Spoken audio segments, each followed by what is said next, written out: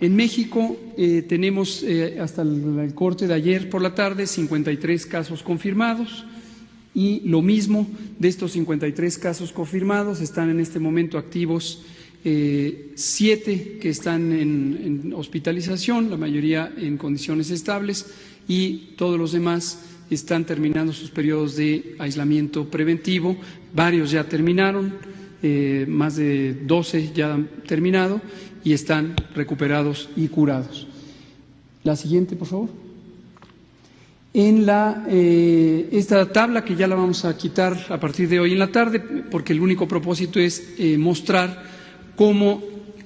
a medida que aparecen más casos, se vuelve más complejo, más difícil el seguir a todos los contactos. Y esta es la única razón por la que, de acuerdo al plan, se pasa de las medidas de contención centradas en los casos y se empiezan a instrumentar de una manera progresiva medidas de mitigación comunitaria, medidas de sana distancia, en las que buscamos evitar el contacto entre personas infectantes y personas susceptibles. Esto no es un cambio brusco, se siguen haciendo las identificaciones de contactos a partir de los casos sospechosos, notificados, pero esto progresivamente va a ser menos útil en la medida en que son más útiles las otras medidas generales colectivas. La siguiente.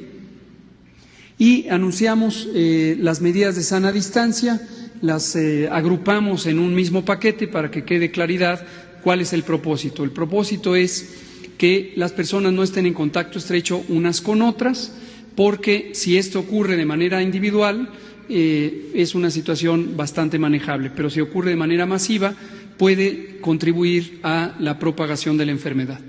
Y estas medidas, una cosa que también ha causado cierta inquietud en los medios de comunicación, es la idea de cuál es el sentido de urgencia, si esto hay que hacerlo ya de un minuto al otro en una misma noche. Y esto pertenece más a la idea no basada en ciencia. Siempre es deseable empezar a hacer intervenciones, pero hay que hacerlas en el momento en que son más útiles y en el momento en que causan menos alteraciones a la sociedad. Como hemos dicho, nuestra preocupación principal es que en términos económicos, en términos sociales, quienes tienen mayor vulnerabilidad son las personas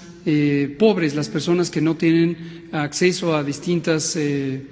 riquezas y que viven en el día a día de sus salarios, de sus pequeñas actividades comerciales, y esas son las personas que hay que tener siempre muy en mente, que no se afecten por distintas intervenciones de salud pública o de cualquier otra naturaleza. Entonces, por eso, aunque los medios internacionales nos presentan lo que está ocurriendo en otros países, Italia es uno de los ejemplos más destacados, en donde se busca en esos países hacer estos cierres masivos de todo el país, eso tiene consecuencias gravísimas en las economías de los que están menos favorecidos económicamente hablando. Y en México sabemos bien que la mitad de la población vive en condiciones de pobreza como resultado de las políticas económicas de los últimos 40 años, y entonces esa es a la población que hay que proteger, y eso no quiere decir no hacer las medidas de salud pública necesarias. Entonces, no perder de vista también, como lo hemos explicado en repetidas ocasiones, que México entró a la epidemia aproximadamente un mes después que los países europeos y también que Estados Unidos.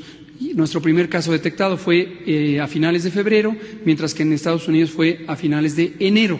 Y esto nos ha dado una ventaja porque podemos llegar con el plan de preparación que iniciamos desde el inicio del año en el momento más adecuado, técnicamente hablando, para las intervenciones.